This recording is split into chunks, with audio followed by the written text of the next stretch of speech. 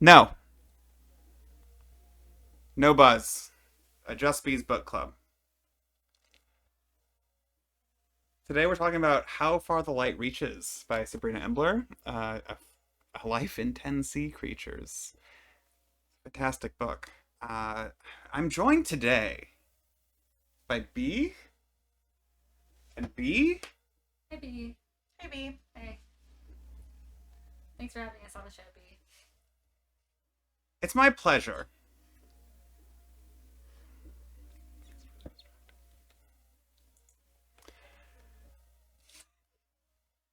So, what did you think of How Far the Light Reaches? I was pretty blown away. Okay, the first thing that I'll say is that there has been a lot of fish memoirs coming out recently. It's I like something that I was thinking today is like there's the fun factoid that everyone loves, which is that we know more about space Then we do about the currently deep than sea. we do Yeah. about the deep sea. And Yeah. so I feel like there's been so much stuff coming out about the ocean that's like human that's also, like I'm peering into our soul of what it means to be human and the unknown about us. And so I feel like so immediately I was drawn to this book, but I was also drawn to it because I loved the book by Lulu Miller, Yeah. Why Fish Don't Exist. Yes. Except for the fact that Lulu Miller's personal life that she weaves through that book is utter trash. Like I could not care at all about it, but the book itself about like the fish part Uh-huh. and the murderer part is really good. And so when I read How Far the Light Reaches, I was like, wow, this is a memoir where it's like I can't tell if I love the sea creature part or if I love the personal part Yeah. more. And so that's my initial take on this book. B. I feel like it did both things really, really well, and it was really gentle in the way that they like would hit you over the head with the metaphor. Like it was just a bop, and I appreciated the bop. But at the same time, if they didn't write so beautifully, it would have been a lot more forceful. It's an incredibly balanced book in that way, right? Like it's there are a lot of things I can't speak to in terms of just like the science that's happening. Like I simply don't know. Um, I trust that they are getting shit right, whether that's anything from just species names to behaviors to the ways in which like salps interact with each other or whatever. Like I have to kind of take that on credit personally, um, because I'm Not a marine biologist. not even close. um, but the way they manage to like to write their way through these metaphors of just like, hey, it turns out deep sea marine life is comparable to queer life. Every time it hits every single time. I think that's close to what you were saying. It's not what you were saying, but it's maybe close. Yes. I think one of the reasons why it hits so much is like I think like an underlying theme is queer resilience in the book. Totally. And because they're talking about trauma and they're talking about like understanding that they're queer, but they're also just talking about what it means to be in a queer community, especially when it's like very dark times. Yes. Like Jesus Christ. Yeah, I mean they. I mean, they go into ghost ship shit. I like, was gonna say yeah. they talk about ghost ship. Yeah. And so that okay.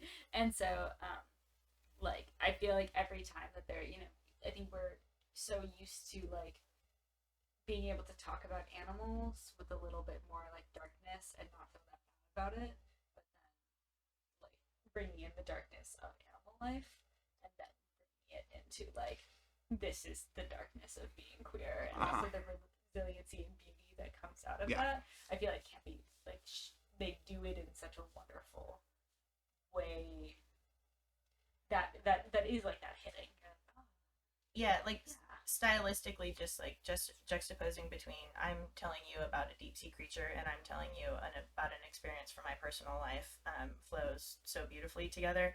One line that stuck with me in particular, and just like rereading at it in the, not to jump way far forward, but like in the cuttlefish chapter, talking about how like camouflage is essentially they're using it for self-defense, but this line on page 199, when you're not fleeing, what will you become, about how changing your type and your space is not just for survival, but it's this expression of self that becomes really important to the author and a lot of their community throughout the book. I mean, should we talk about like the specific way that they metaphorize deep sea life into queer community stuff? Like, should we get into more? I feel like I can come up with a bunch of examples, but like, what do you guys want to talk about? We're all bees here. Yeah, I'm into salps, but like, We can start with Salp. Let's go with salps. I think it's funny talking Who about a book. here knows what a Salp is? Yeah. Reading this book. Oh. Never Raise your fucking, hand. never fucking heard of them. Raise them high. Would you like to explain salps? Bee? I'm page turning. Salps are weird little balls. Gelatinous bulbs. Mhm. Gelatinous bulbs. Thought would be jellyfish are not jellyfish. They don't Mm. sting, as the crowd did yell. Yes. They don't sting. They, yeah. It specifically in the book is like one particular like dude who's like, I'm not getting stoned. in like a flaming speedo. Yes. Is that what it's called? And they contextually put it really well. So that the context of the Salps is that there's this beach that they go to while living in New York City. It's called Rise Beach. Yeah. Rise Beach. It's RIIS. Reese. Yeah. Yes. Yeah. Yeah. Reese Beach. Yeah. Which is kind of like an iconic queer space Yeah. to congregate. And at one point they're all there, and then suddenly there's like the sea kind of gets overtaken with these blobs. Like buoyant, Yeah. jelly-like, but totally safe. I really like the discussion of the salps. I'm trying to find the actual passage. We're just talking about Should we pause or? Nope. Fuck it. Okay. how they move. What happens happens. What happens happens. Mhm.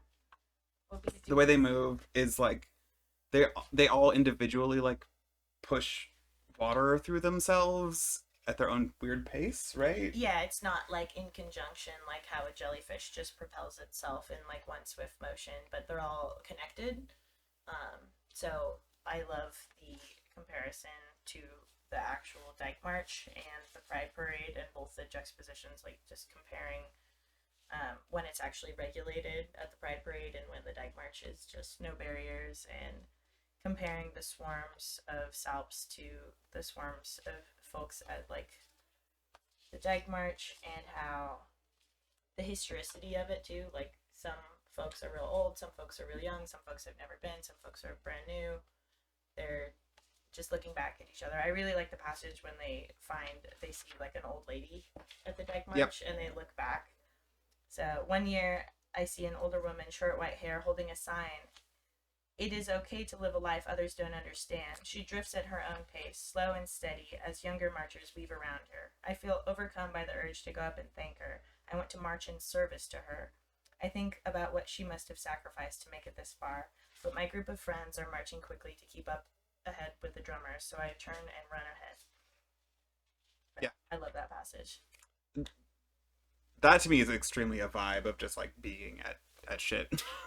Just like seeing somebody be like, I really want to go over there and tell this person like, I love you and thank you, but also like, I don't know, the catch up with the drummers is maybe not my vibe. Maybe the vibe is more like, we need to make sure the cops aren't, closing around this other corner here. But yeah, the vibe of just being like, I'm so happy to see somebody who would never meet otherwise at like a dyke march or a trans march or you know, uh, general strike or whatever. That hits this particular bee very hard. I don't know. I don't know. Aw, Pete. Yes, bee. I don't know if I have anything to say initially. We're gonna have that. Mm-hmm. This is an unedited, by the way, so all these pauses are just in here. You're lying. They're great. It's unedited? Really? I don't edit this shit at all. Whoa. Yeah. Cool.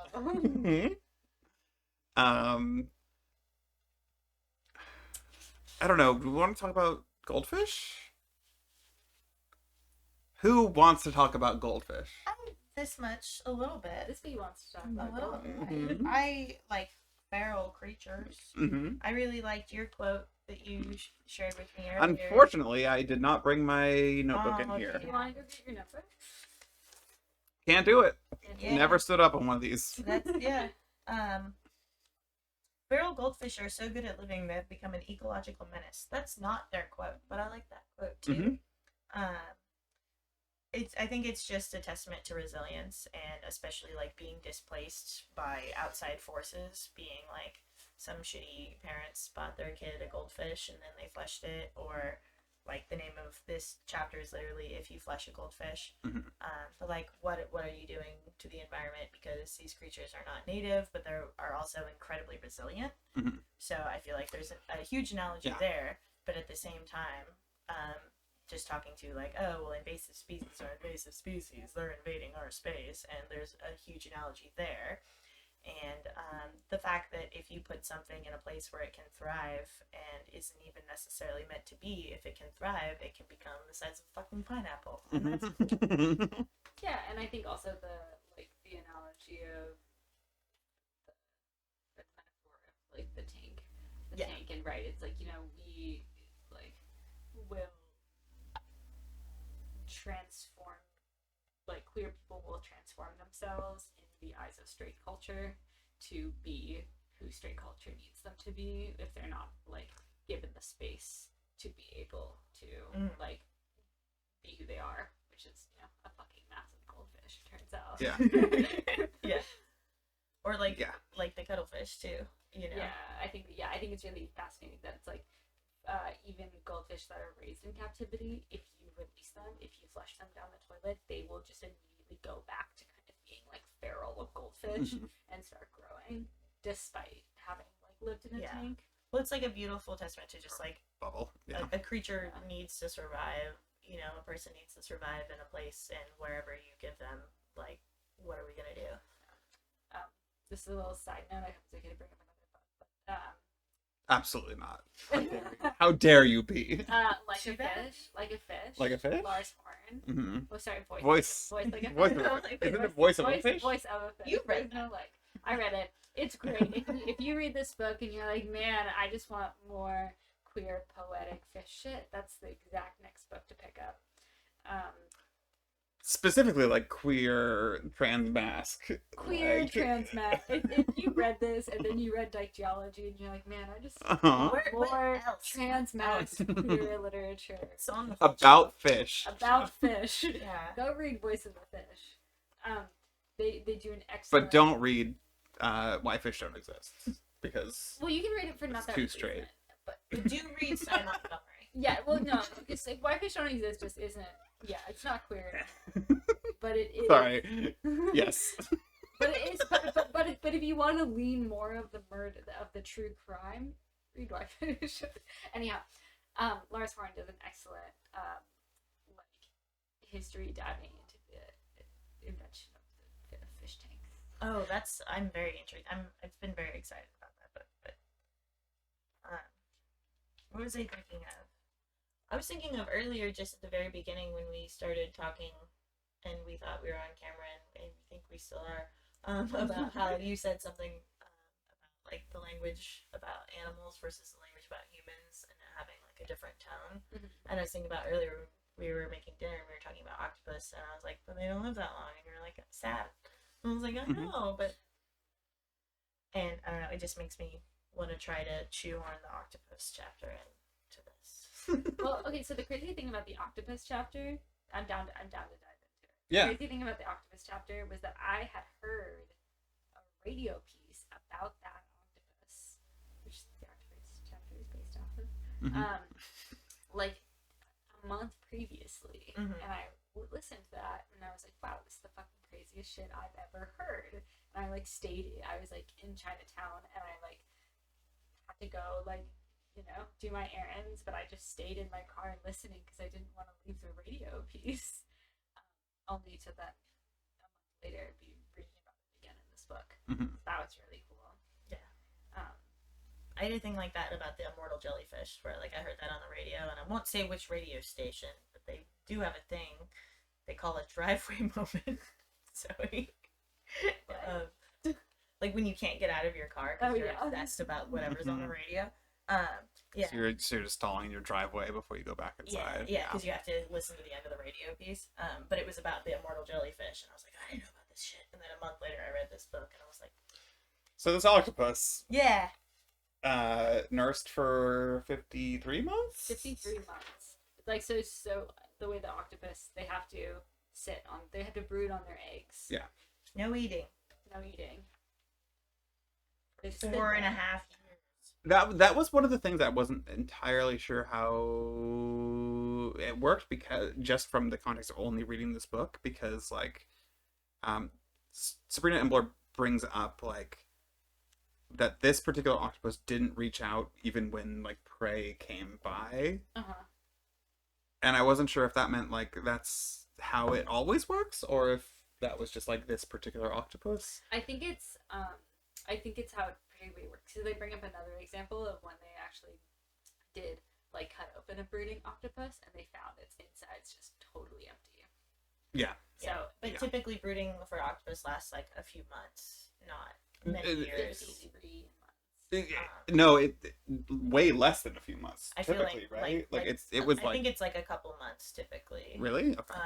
But Okay, I don't remember that. out. But they Whatever. don't eat and then they die afterwards. Well, if a female octopus lays eggs, that's the last she Yep. ate the last time before that. They start to slowly like Metabolize. metabolize their Yeah. own bodies. Yeah. But this one lasted 53 months, which I did look up earlier tonight. The Wikipedia page for this particular kind of octopus basically says like, not only is this the longest known gestation period of any animal, this is the longest any octopus has lived, because this is like 3 times as long as octopuses live. Mm-hmm. Yeah, in the story that when I listened to the radio piece, which I feel like gave a little bit more context to it, Mhm. it's that these like biologists, had like kind of like a submarine that would go down and find this octopus, and they're like really, really rare to actually find them brooding, which is why we just don't have that. Yes. Yeah. We just don't have that much information on how long, like what is the average brooding time and whatnot. So they found this one octopus brooding, and they're like, this is fucking fantastic, Mm-hmm. And then they just kept coming back like every month, and they would slowly come back like a year later, and then she was just still there. Yeah. And yeah, that was like, and then one day they came back and she wasn't there.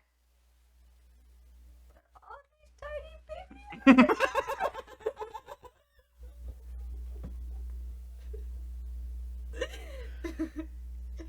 You can't do that to me. That's rude.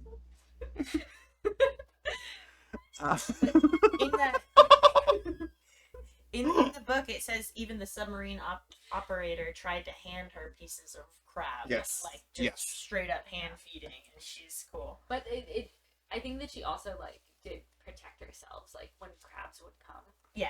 Like to try to eat. Yeah, each when the other, she was crustacean like, edged "Fuck too close to off." the delicate eggs, she pushed them away with a flick of an arm. Yeah. And I guess like so the metaphor of this, so this is the octopus that Imbler is talking about, and the metaphor here is that, which really fucking hits, is Imbler is talking about their mom with eating issues and like growing up in a society where you need to be super skinny. Yeah. this is a chapter I don't like to think about specifically because I feel like I have extremely disordered eating, and it's not from the same perspective at all. But like this chapter hit me like extremely hard when I read it for the first time because of all of their descriptions of like, oh hi, Oh, what? The diet. What you mean, like the diets? all the diets, Yeah. all of the like the binge eating after the diets, like so many like small things, just like I mean, even literally, even just reading about like this octopus starving herself for fucking 4 years, like hit me in a weird way, just because of where my brain is at. And I think this was. I mean, so we've talked about the goldfish. That's the first chapter. We're talking about the octopus. That's the second chapter. Yeah. Um, this is when this book turned to me into something I was like, I don't know if I could handle this. Like, I think this might be too personal for me. I have an excerpt, if that's all right. Yes, B. Um, so in the octopus chapter, the author says, "When the running did not work, I asked my mother to put me on a diet." Which, okay, sure. It was French, named after Pierre Duquin, a doctor who called obesity the 21st century's greatest serial killer, and who had his medical license revoked for commercializing his trademark diet and was sued. I don't even want to keep finishing the sentence, but um, Yeah. I think it's interesting that there's like she they bring that up about their mother, and their mother had these experiences where when the mother's talking about it, she says something about like, yeah, when I was pregnant the doctor told me to eat less Chinese food, and Mm-hmm. it's not only like just body shaming, sexist, racist, and all wrapped up into one neat little insult. Yeah. And I just thought it was interesting how they bring up the relationship with their mother and the relationship with body images in I the mean, same way. But I'd also like to talk about necromancy. the way that chapter ends though is like so wild, right? They go to Top Dog. Yeah. That was fucking crazy. That's Yeah. And their mother is basically just like, yeah, I used to eat the fuck out of this. Yeah. And there's like I feel like there's a really nice moment where they like say like I had a moment of imagining my mom who's like perpetually like 90 pounds just like stuffing her face with Top Dog and like fuck Top Dog. Here, can I read it? Yes, please. Okay, But so first of all, fuck Top Dog. it's on Telegraph, right? Yeah. It's on Telegraph. No, it's Center. It's center. Okay. Yeah. I asked my mom if she wanted a bite, and she shook her head. She watched us finish, wiped our dripping faces with napkins, and walked us to get frozen yogurt right down the block. Another old meal, and we ordered spires of plain yogurt teeming with sprinkles. My sibling and I savored them in the car. So slowly, we ended up sipping on marbled puddles of sugar. I licked my spoon and watched the streamers of light blinking on the bridge back home. I closed my eyes and I imagined myself as my mother, my stomach, my mother's stomach, back when she was young and tasted whatever she desired, back when she feasted. Yeah. Yeah. And that's I feel like that hits so hard because like so much of this chapter that's not about the octopus is about them, like it's about Sabrina like learning from their mother that they are not good enough, and that being around food in certain ways, and so that abundance like hits really hard. I don't know. Am I speaking out of turn here? That abundance sits really hard, especially to point back to the octopus at the very Thank end you. when um, maybe it was this octopus or like another one, but then watched an octopus like finally like end brooding. They were so hungry and famished much that they literally just started. The mother just started like tearing herself Yes. apart and Yeah. like eating her own That's- testicles and Yeah. feasting on herself Yeah. in her final moments. Yeah. And like that is so like horrific on one level, but like the feasting, like to end it with her with their mother feasting Yeah. Yeah. at Top Dog was just so beautiful. It is like, you know, the apex of like I guess what life should be, is being able to feast in that way. Yeah. And Yeah. so to bring that together was just like so beautiful. My major sticky note from that chapter was just when they read about this octopus that brooded for 4.5 months, and they're like, well, I wanted to tell my mom about it, but it seemed a little too on the nose. Yeah. Yes. And my Yeah. personal response was like, octopus don't have a nose. But I It's get an extremely B response. Yes. it. Yeah. it was good. I have a whole notebook full of quotes that I don't have on me. Did they bring up the thing in this chapter about the like Doctor Who like severed the optic nerves of? Yeah, they do. I didn't know what the fuck to make about that. Yeah, because it's essentially like eliminates the death drive in them, or like they were able to brood and then just like keep on living their life. Yes. Is that it? Yeah, and They like went back. the context was like I don't remember when this happened, so this could have been in the early 20th century or the mid or the late 20th century, but like there was a thing about like they were studying this particular kind of octopus and they decided to sever the optic nerves to test for something, but they did it to the female octopuses because To prepare for the males. yes, because they assumed that the octopuses would die after brooding, as they have done, and then they realized like, oh, if the octopus doesn't see its brood, it just is like, okay, cool, I'm out. I don't know. I don't know. I just don't know what to make of that section. It just has been buzzing around in my brain since I read this book. Yeah, I don't know what to make of that either, but I will say one more thing.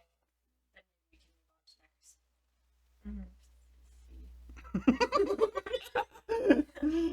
to next. As we all want to do all the time. We're But champing at the bit. I did finally found the part in the book you were talking about, B, about the all of them began eating again, doubling their body weight from that shrunken brooding state. Most of the mother octopuses doubled their lifespans, living months after the moment scientists expect them to die. It was an accidental discovery.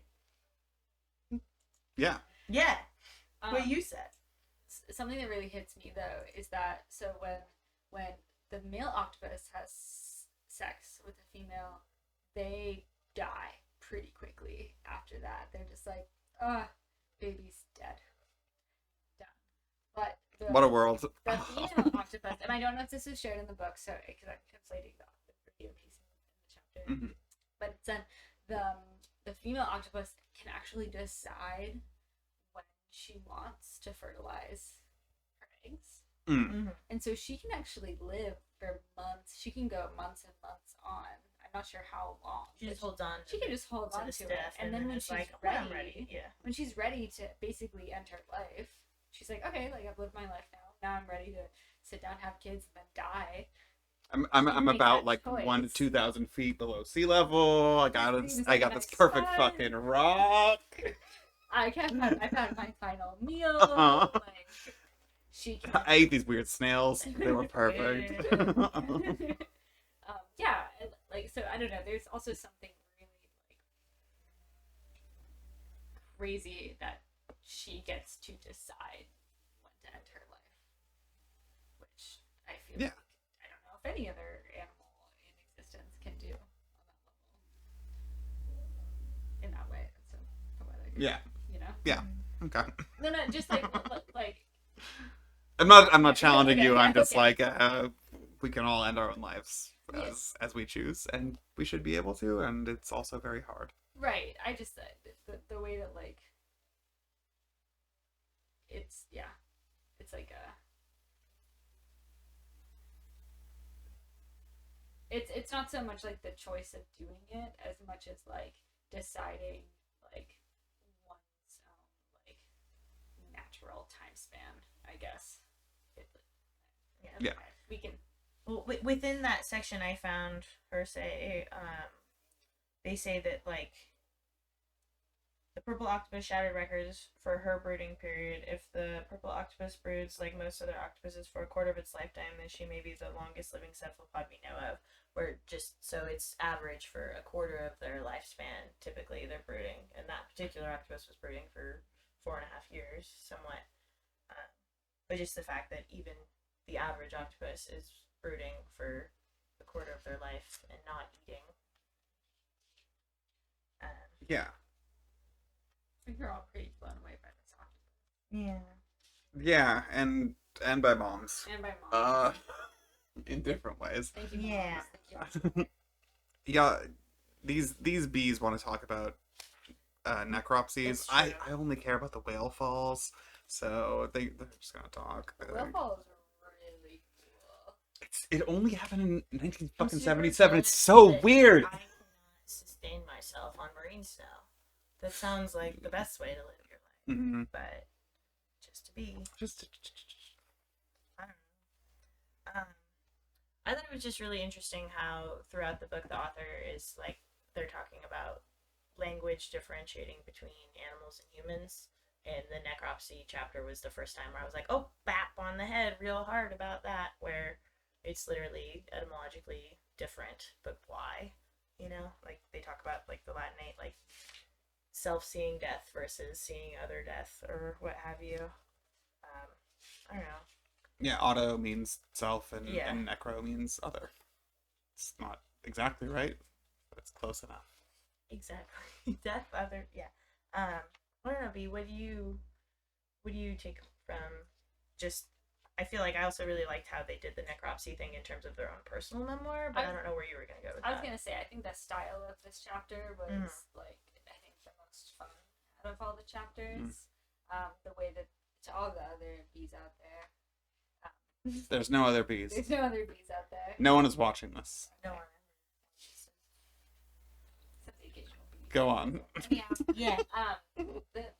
So how they break it up where they are on one hand talking about sperm whales and basically just the devastation of whale populations since the Industrial Revolution, Yeah. essentially. Yeah. Partially because of boats and whaling and et cetera, and how the mass amount of whale killings impacts the environment because whale falls, but Mm-hmm. so they start talking about like the death of whales and kind of do a necropsy report. For their relationship. Well, but they also do it on the whale fall as well. Like looking at like they talk about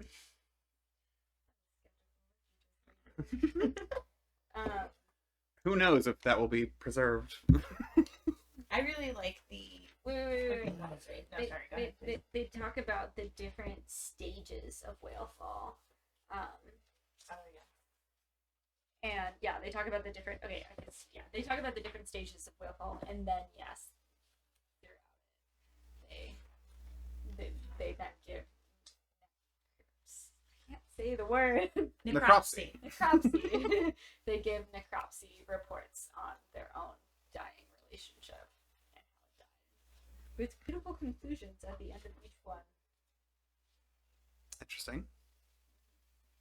I really liked like the language glossary that they give you throughout that, or just like on page 72. But where is it? Dorsal, ventral, lateral, medial, proximal, distal. What shape is it? Round, spherical, ovoid, crescent, nodular. But these lists are all 5 times as long as I'm going on, and just teaching you kind of like that these generic terms that are applied to dissecting dead sea creatures are really applicable to the author's experience with their partner, and just breaking down like Bispy said, like the death of their relationship.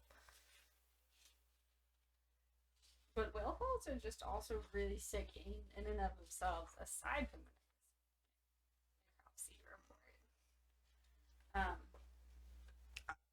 I mean, most of the thing that I was shocked about was how recently, like, it's like 77 Yeah. that like the first one is actually observed.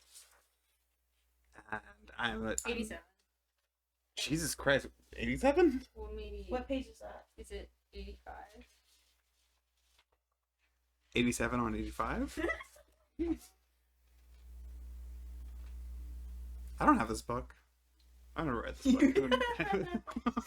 We have one copy of this. In 1987, sonar on a routine submersible survey of barren seafloor in the Santa Catalina Basin picked up something almost supernaturally large. It was a whale skeleton. So, that's what you were talking about. I read Moby Dick, and I thought that was in there. It's not. There's no whale fall in Moby Dick. I thought there was. Huh. But if they were actually first, like, truly observed in 1987, there's no fucking way. Well, maybe they could know about it at some extent because also, my own cultural knowledge in Harry Nielsen's The Point, they have which is written in the 60s. They also have a song about whale decomposition in the sea. I think So it's what about that? like people know about it, but scientists were like looking the other way. I don't know. So, I don't know I about wonder that. if just like they also just had,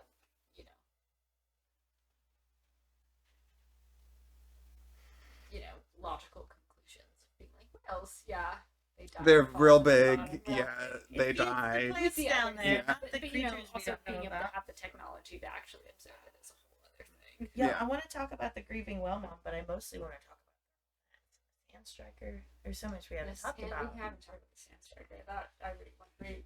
Well, that really when I briefly brought up like the diet was named after a serial killer, I was gonna be like, speaking of violent crimes, and then I was like, that's a really bad idea. Mhm. Now I said it. You said it. SB? Let's go. Say it. Let's move on to sand strikers. We'll come back to Pure Life. I really like the David Attenborough shaming because that man Mhm. can do wrong, believe it or not. I believe it. You know, love planet Earth, but so do they. Yeah.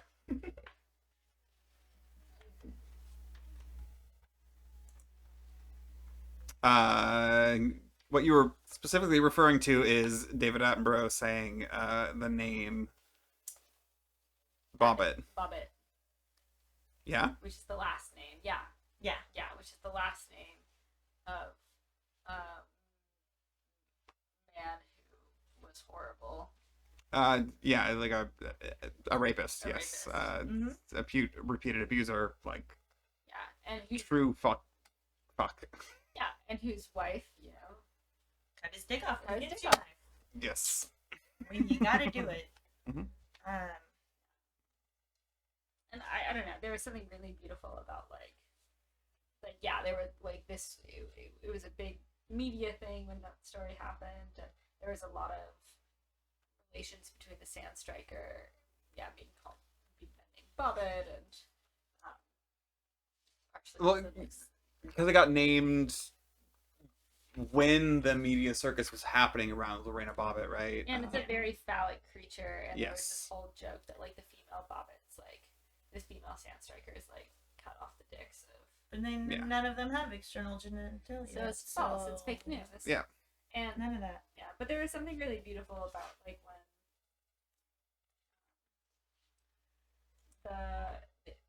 there was a like I think a reporter or a scientist like figured out finally realized that that's why Bobbit was named the Sand Striker, and they wrote a whole thing about it being like, we're not gonna immortalize rapists.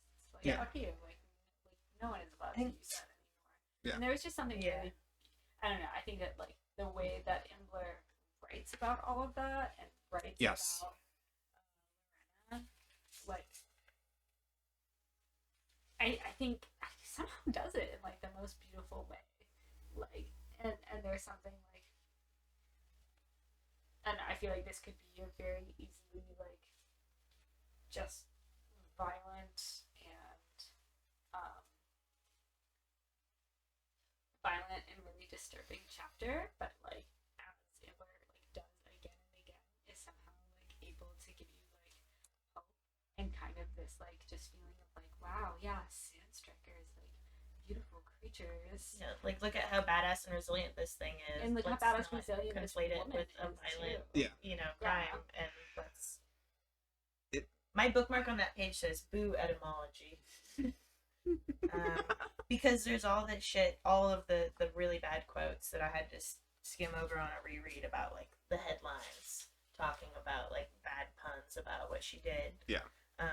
And then the fact that then this creature gets all this attention because of it is a weird. What's the Yeah. again? I usually would just have the book open and find stuff for myself, so I have to ask this question out loud to the bees around me. What is the thrust of this chapter other than the Sand Striker? It's also like them being like It's them being like sexually assaulted It's like, repeatedly. the story I like to tell at parties is when I gave my first blowjob. Yeah. Yeah. Yes. And like in the woods and all that It's shit. them being yeah. and them realizing that they have been like realizing that like or after years of being like, oh, I just learned that you can't give consent when you're blackout and how many times Yeah. Yes. And then going into that. And Googling like Go down a out, try it, hole. yeah. Yeah. In terms of Like what consent actually means. yeah. And Or trying to Google in such a way that makes it seem like you could give consent when you're blacked out, even though you know you can't. Like, I feel like that was extremely. it seemed like Yeah. a Googling against yourself. Yeah, Yeah. which is interesting because like the Sand Striker is kind of the villain in this metaphor, and it feels like also Lorena at the same time. Like I don't know, it kind of has a dual metaphor. Well, yeah, well, it's just that like don't take this opportunity from nature to villainize someone who's defending themselves, and also look at this creature in nature who's just living its life. That's how it lives its life. It needs to eat. We all gotta eat. But it's So talking, I feel like they talk about in this chapter, like Sabrina talks about, like, oh, look at this poor fish. Like in nature documentaries, they're always gonna zoom in on the prey. Yeah. And then like victimize the prey and be like, look at this poor little thing that's about to get snatched up by this evil, vicious worm. And it's just like that's how the worm eats. That's we made us mustard greens, and that's how worm eats. So we all eat things. Interesting. I don't know, and I felt like it was definitely trying to villainize the worm in a certain way, like the overall narrative that like the author is kind of fighting against. But I feel like this is one of the chapters where Blue Planet gets brought up a lot, and a lot of David Attenborough shaming happens. Yes, 100%. Yeah. And as much as I love those things, like fuck yeah, like do that. That needs to happen. I mean, the thing that I think you're thinking about, if not saying out loud, is like the moment where Sabrina Imbler is watching Blue Planet and hears Attenborough refer to the worm as the bobbit worm, and thinks about like, I wonder if Lorena saw this and like what she would think about it after dedicating her life to like supporting rape survivors. Yeah. After her like rapist her turned being into an immigrant who married a military white dude. Yep. And who went on to like get his dick reattached and do a bunch of porn and like get paid hella money for that. Yeah. Okay, wait. I have a quote. I acknowledge this metaphor of predation is cheap. I don't fault the Sand Striker for hunger or for hunting. It works much harder than I do, someone whose buys meat already dead and plucked. Part of the reason I find its body gruesome may be a hardwired instinct in the animal in me, an animal that fears snakes and creatures that move like them. When the Sand Striker snatches a fish and begins to feast, it is not thinking of what the fish is feeling. It has no complex brain and no sense of morality, which means its intentions are never cruel. A worm cannot shirk a duty it does not know, but we can. that's really good.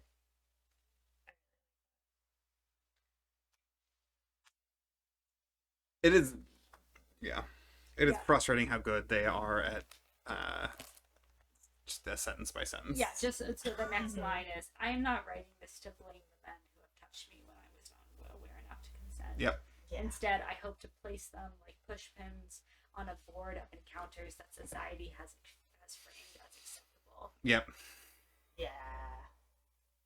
Which I love because it's still not Uh, putting blame on the worm, and it's still not. It's doing a bunch of things at the same time in a really elegant way. Yeah, they're like, as they said, they are placing things all together. Presenting Huh. information. It's interesting when we put this here and this here. What do you think about them apples? Yeah, like when we villainize this thing that's eating its food, and yet it's okay for this to happen. Right, and that's kind of like, so much of the metaphors that they're doing this book. So I'm just going to talk to you about this fish, and now I'm going to talk to you about dancing in a nightclub. Mhm. Yes. I don't know how much more. Well, we can talk about we'll wanna dancing talk, tonight. but that's what I was gonna say. I feel like the Mhm. hybrid chapter naturally kind of. I don't think, is it Comes- hybrid or pure life? Oh shit. Yeah, pure life is the dancing yeti crabs, geothermal vents. Emily, This book is too long. This book is too long, bees. It's good. We're not used to this Still recording. performance. We're trying to. You're doing a pretty good job. I've only missed into the author like 4 times, and I'm really sad about it. But you But corrected yourself every single time. thank you. But that's the thing. I do really like the part with the yeti crabs where like they dance for their life. Totally, of course. That's the best line of it. And just like similar to other people saying about Willfall, like, oh, we didn't know the geothermal events existed until like the 70s. The whole missing heat phenomenon. Yeah, existing in places that seem to be in. How are scientists so well paid? We can figure this shit out. Maybe.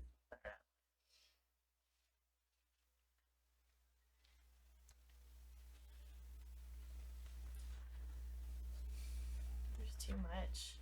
Yeah, there's something about. there too, and I don't know, we're just like spreading little parts of it, but talking about like the grievance of like these places aren't permanent either. Yeah. Into that Yeah. that thermal activity that like.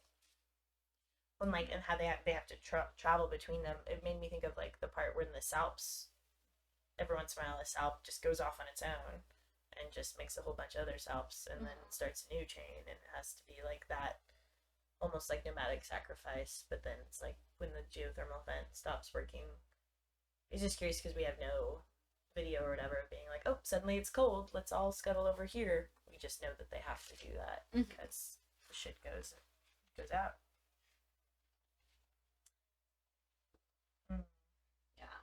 And yeah, just like a grievance of like, they're talking, it's like, with every queer community, that like it'll like end, right?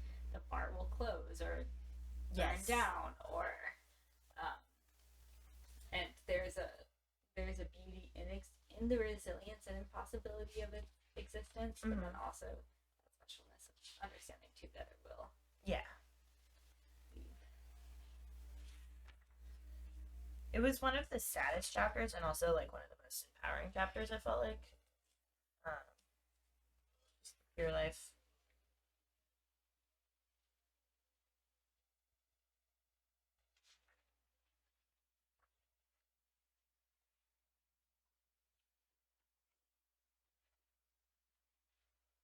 Did you grab your notebook? Do you want to get it? This is all in the video. Is it on the video? Yeah. I know. All right. It's like you your chance. Our imagination wasn't vast enough to look beyond the surface to conceive of another way of living on Earth.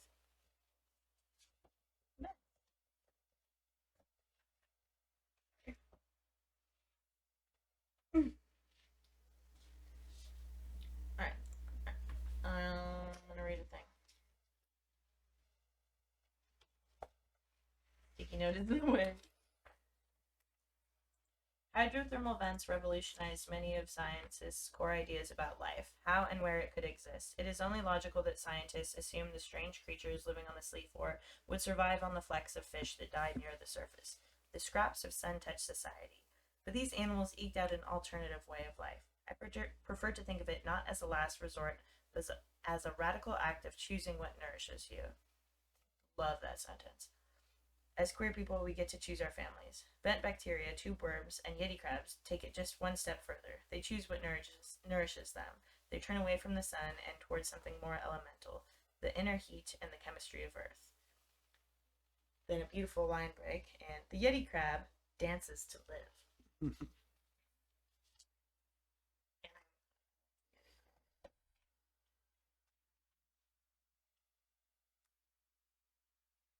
This might be like the single most annoying thing about this book to me, which is now every time I see that like somebody writes like photosynthesis is the basis of all life on Earth. I'm like, no, it isn't. Fuck yourself. How dare you? How dare you not have read Sabrina Imbler? You've known about this since the I love 70s. that. The most annoying thing that's been Yes. impacting you. It has happened like 3 times since I read this book, which seems like a lot, honestly. I don't feel like I often read a thing and go, "How dare you talk about photosynthesis in this way to me?" But it's happened like 3 times in the last like 2 months, so maybe it happens a lot, or maybe I've just gotten very particular. Well, that's what Imbler's all about. Imbler's like, look at this impossible thing that is happening right under our noses. It's actually flourishing. Yeah. And it's beautiful. And it's a garden. And it's Yeah. life and Mhm. love and dance. And It's that was gone next month. I was talking about that. Yeah. Yeah. We were talking about that when you were The vents moving. Yeah. out. Events moving and the garden getting killed. And But I really like overlap throughout that also chapter. to grieve queer communities as Yeah. well. Yep. Like I feel like they do like way too quick but also too long ghost ship reference in the middle of being like, well, there's this tube worm garden we called the rose garden, and then that died out, and now there's the rose buds, and you're like, oh well, something was reborn from something, but what have we lost? And so it's hard to celebrate and grieve at the same time, but seeing like this sustainability, just I don't know, resilience within the thermal vents moving, and it's Do we- fucking awesome. Do we want to talk about resilience? Talk about resilience. BSF. What does B want to talk about? Is resilience is it good? Is resilience good? Well, and that's what brings me back to the sentence about like what more is morphing for, like what are you going to morph when you're not just morphing to survive? How are you going to morph to like actually exist and like not just to sustain life but to like express yourself and be yourself and enjoy your life?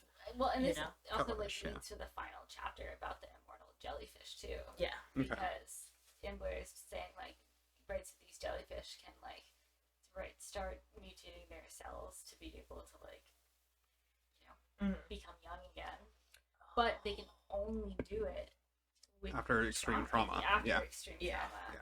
And right, it's like what is the purpose of this like immortal jelly of the resilience of this jellyfish if it only comes in extreme trauma?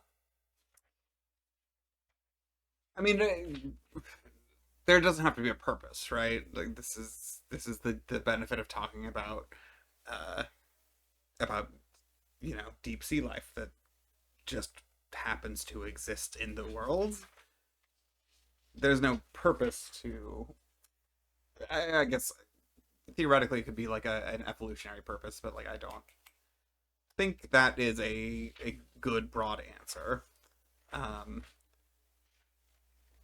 The reason I bring up resilience as a thing is like I think that is a thing that is overemphasized in the last 50 years in terms of neoliberalism, and I appreciate you laughing at me, B, for I'm like, doing is my that neoliberalism like thing. enough number of years?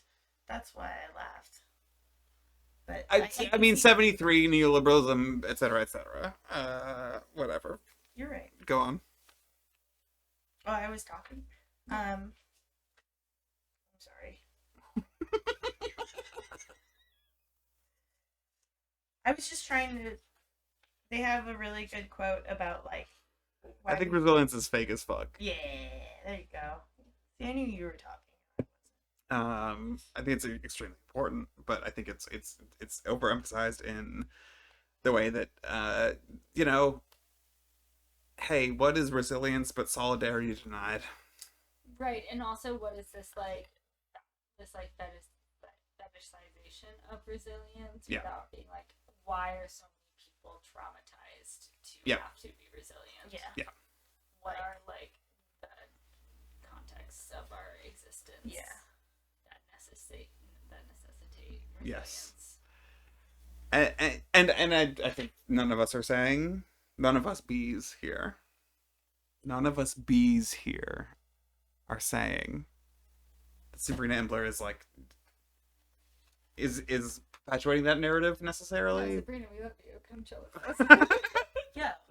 Literally, like, yeah. Please just stop that. Thanks. I've never said it. God say damn. God damn, B. I found the sentence. Do you want a sentence? All right, B. I guess it requires context. I'm going to start in the middle of a paragraph. Mhm. The jellyfish does not know it is immortal, nor would it long for such a thing if it were not. Jellyfish do not long for anything. They never feel out of place because they do not feel.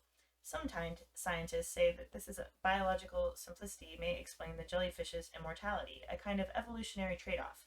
When I read this, I understand. If something intelligent were ever given a second chance at life, it may never want to grow up. And then they go on to talking about like the concept of queer second adolescence, and it's really beautiful. And they invite a lot of their friends in to talk about their own like second lives, third Yeah. lives, and adolescences and things like that. But just that sentence about if something intelligent were ever given a second chance at life, it may never want to grow up. And I'm just thinking about like not being allowed like a first chance and how many, I don't know, people could fall into that category where it's like you've been intelligent and you didn't get a chance and now you have a chance. So jellyfish. Jellyfish. Seems like a good idea. Final thoughts?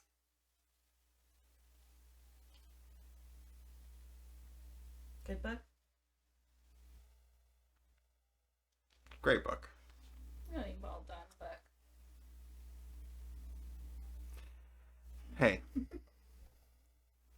Bring it in.